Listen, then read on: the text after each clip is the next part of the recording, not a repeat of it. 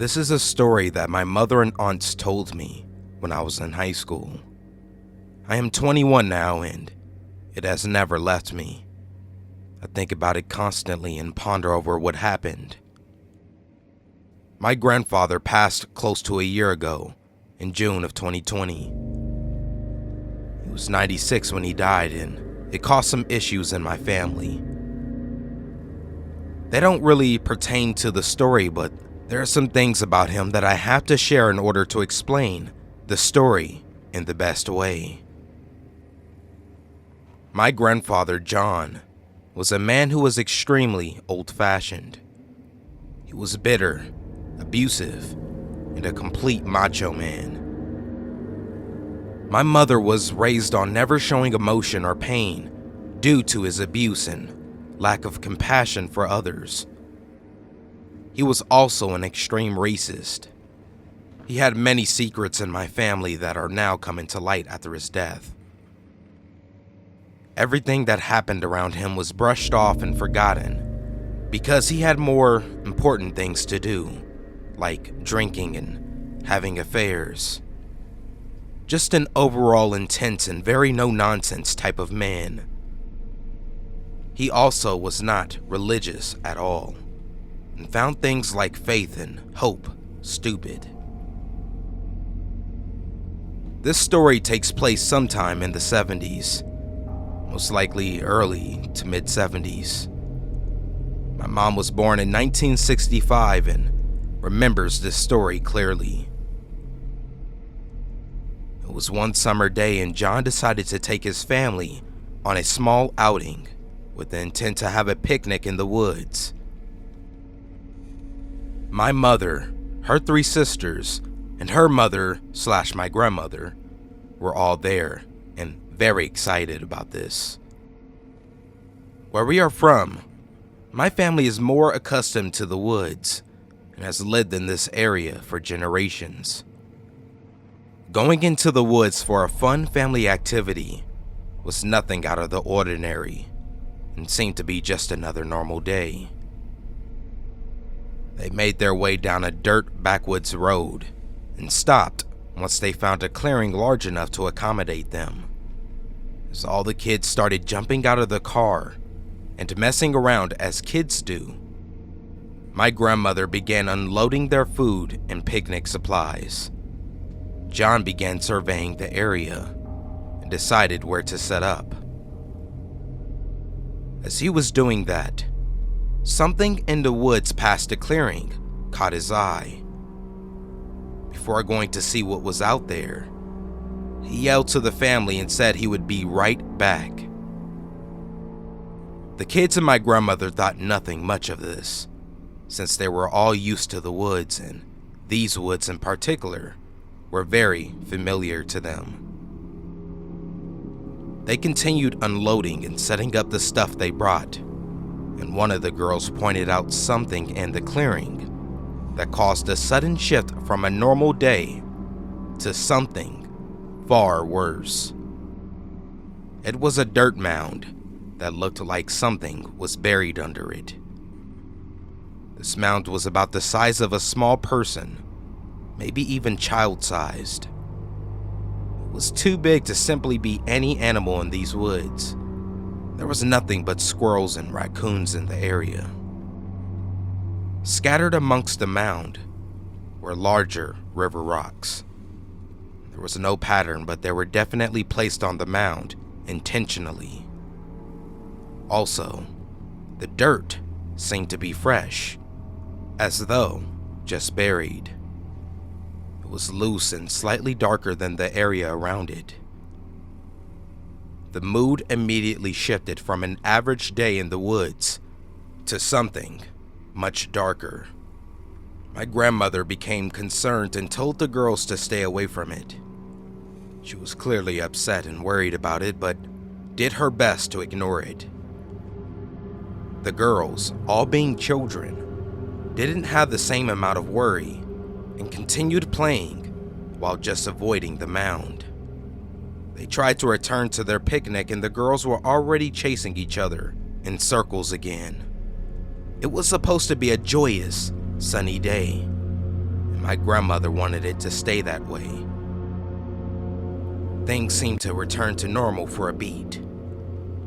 The trees around them created a wall of dense foliage, blocking their view from anything inside the forest.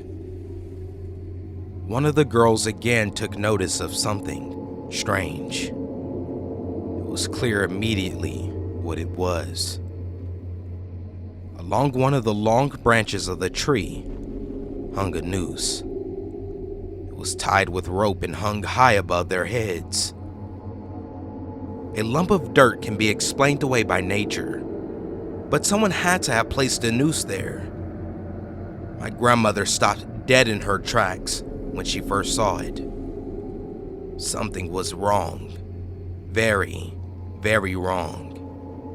They couldn't just pack up and leave. John was still out in the woods. Even children can recognize a noose as a symbol of death.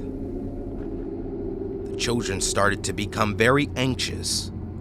Whatever innocence was keeping them from worrying about the mound had completely vanished. My grandmother, the resilient woman she is, soothed her children and just told them that it was left by deer hunters. But she knew in her heart they needed to leave. No deer hunter would hang a deer and then bury it. At least no sane deer hunter. It wasn't until they all started hearing something in the woods when they began to really panic. My grandmother, as well as all the children, began hearing a rhythmic chanting from deep in the woods. It sounded as though there were a group of people all singing in deep voices to the beat of a drum. It went in a quick bum bum bum pattern. 3 steady beats followed by a pause, and then it would repeat bum bum bum. It sounded far away, but immediately fear began to take hold of each of them. They each listened and gathered together, and as the seconds passed, it began to increase in volume. Bum, bum, bum. It was getting not just louder, but closer. It started out as a distant echo, soon began to engulf the entire clearing. My grandmother was terrified and wanted so desperately to leave, but John had yet to return. They waited, fear-ridden, as the sound began to fill their chest. It felt like they were at a concert as the deep bass began to vibrate in their chest. It was everywhere and constant, as though the sound was being made by the trees themselves, surrounding the family in every direction. Suddenly, the sound of yelling broke through the constant drone of chanting. John's voice was yelling to them from the trees. "Go!" he yelled. "Get in the car!" He came running out of the woods, yelling that they needed to leave.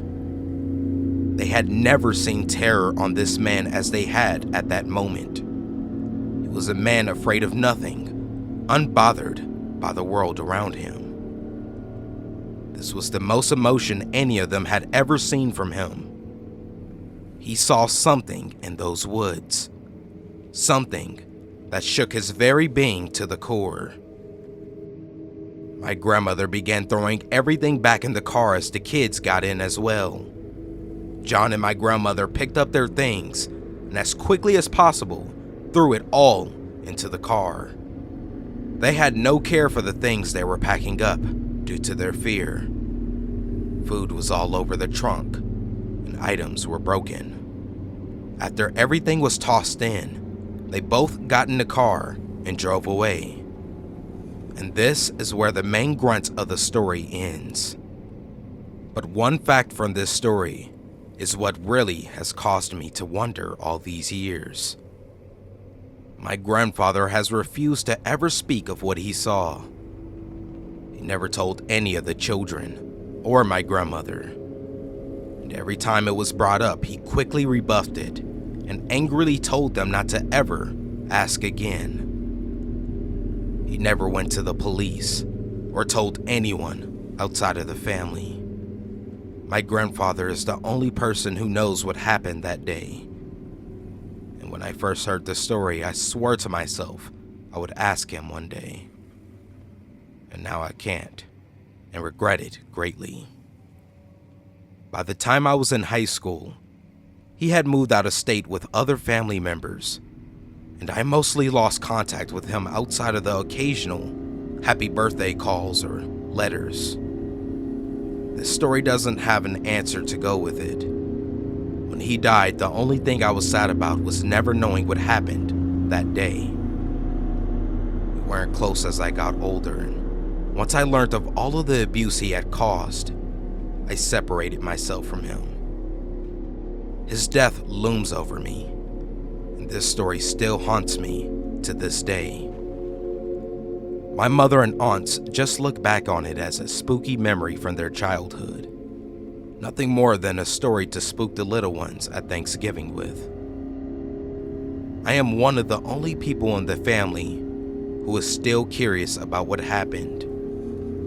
This story piqued my interest more than any others in my family. Which, by the way, this isn't the only strange story from my family, but it is definitely the most strange. I wish I had answers, and I hope you all find this story as fascinating as I do.